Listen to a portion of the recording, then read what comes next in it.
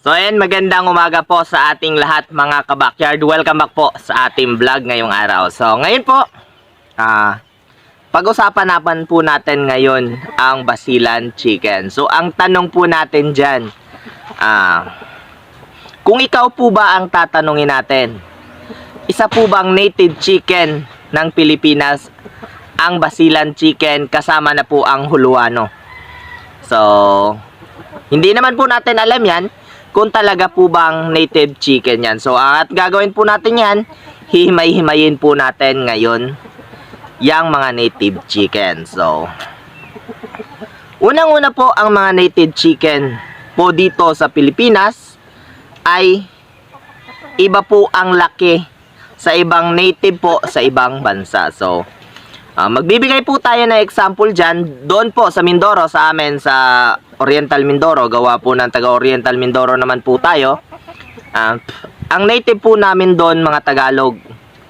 So, gaano po ba kalalaki ang mga Tagalog? So, kung ikukumpara po natin sa mga heritage breed natin na manok, medyo maliliit po sila o hindi po sila kalakihan at kabilugan po ang mga katawan ng mga pure native na Tagalog na manok. So, ibig sabihin, hindi po sila malalaki.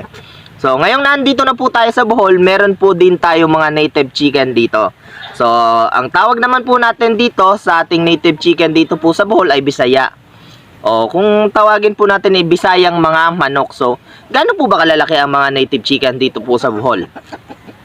So, kung ikukumpara naman po natin sa mga Tagalog na manok, medyo mas maliit pa po sa Tagalog na manok na naandun po sa amin sa Mindoro, sa Oriental Mindoro. So, ibig sabihin po, ang mga native chicken po pala, medyo talaga maliliit.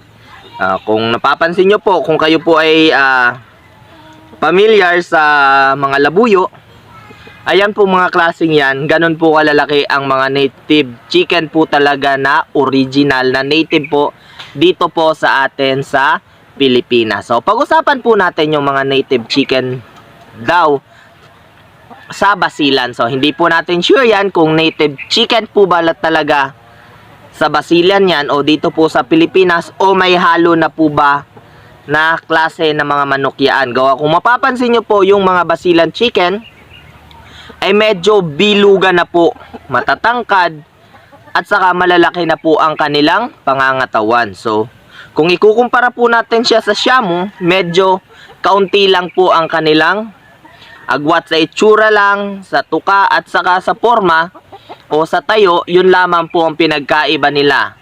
Kung ikukumpara po natin sa mga Shamu na maliliit na Shamu, halos magkapareha o mas malaki pa nga po yung mga rooster na basilan chicken. So, ibig sabihin po pala na yung mga basilan chicken ay mas malalaki sa nakagawian o na alam natin na native chicken na medyo kaliitan po. Gawa po ang native chicken po talaga, kahit 4 months old na po siya to 5 months old, magtitimbang lang po yan. Pinakamalaki na po yung 2 kilo niyan.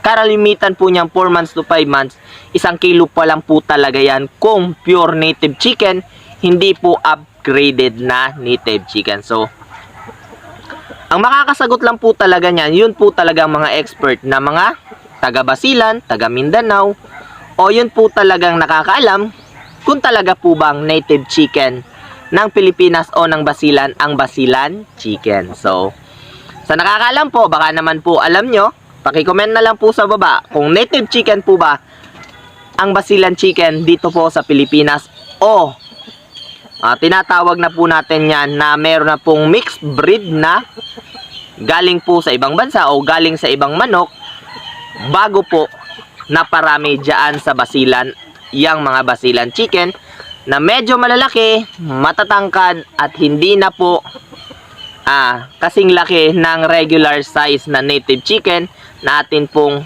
alam at nakagawian na po nating inaalagaan.